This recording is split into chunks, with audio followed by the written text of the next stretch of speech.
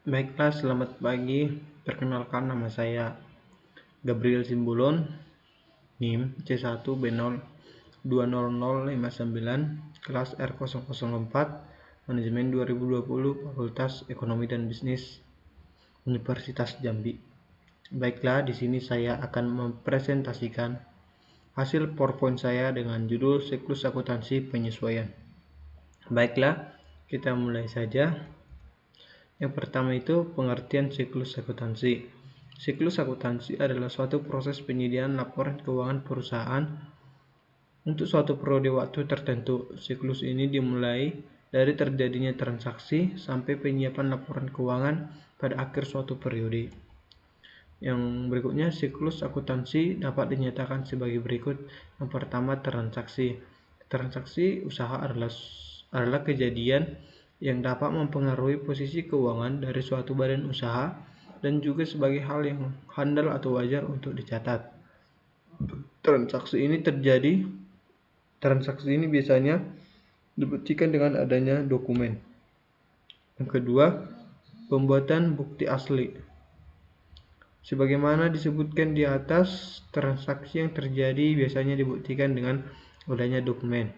Suatu transaksi baru dikatakan sah atau benar bila didukung oleh bukti-bukti yang sah. Akan tetapi, harus pula didasari bahwa ada transaksi-transaksi yang tidak mempunyai bukti secara tertulis. Misalnya pencurian barang dagangan. Transaksi ini merupakan transaksi yang bersifat luar biasa. Yang ketiga, pencatatan dalam buku harian atau jurnal.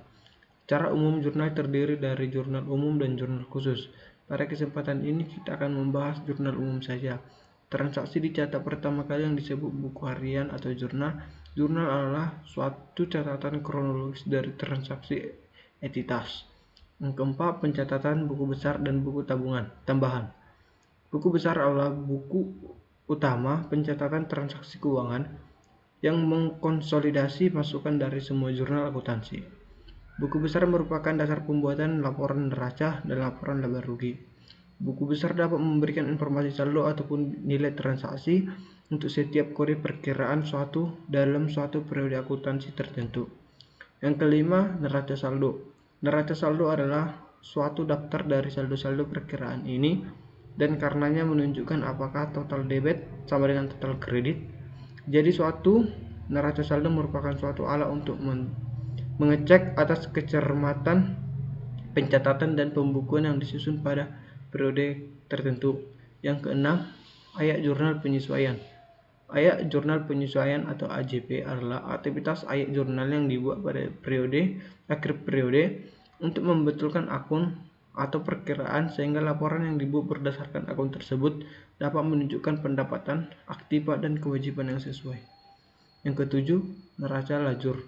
Neraca lajur adalah suatu kertas yang berkolom-kolom atau berlajur-lajur yang direncanakan secara khusus untuk menghimbau semua data-data akuntansi yang dibutuhkan pada suatu perusahaan akan menyusun laporan keuangan dengan cara sistematis. Sebenarnya neraca lajur lebih tepat disebut kertas kerja yang digunakan sebagai alat pembantu dalam menyusun laporan keuangan. Yang kedelapan, laporan keuangan. Cara penyiapan laporan keuangan yang terbaik adalah mempersiapkan laporan laba rugi terlebih dahulu, disusun dengan laporan perubahan posisi keuangan atau laporan perubahan modal, dan terakhir adalah neraca. Elemen penting yang harus ada dalam laporan keuangan adalah nama perusahaan, nama laporan, tanggal atau periode yang dicakup laporan, rangkap laporan tersebut. Yang kesembilan, jurnal penutup. Jurnal penutup ialah ayat jurnal yang memindahkan nilai sisa pendapatan, beban, dan pengambilan pribadi di masing-masing perkiraan ke dalam perkiraan modal. Baiklah, demikianlah hasil presentasi saya tentang siklus akuntansi penyesuaian. Saya mohon maaf apabila ada perkataan saya yang tidak jelas ataupun yang salah. Saya mohon maaf. Sekian dan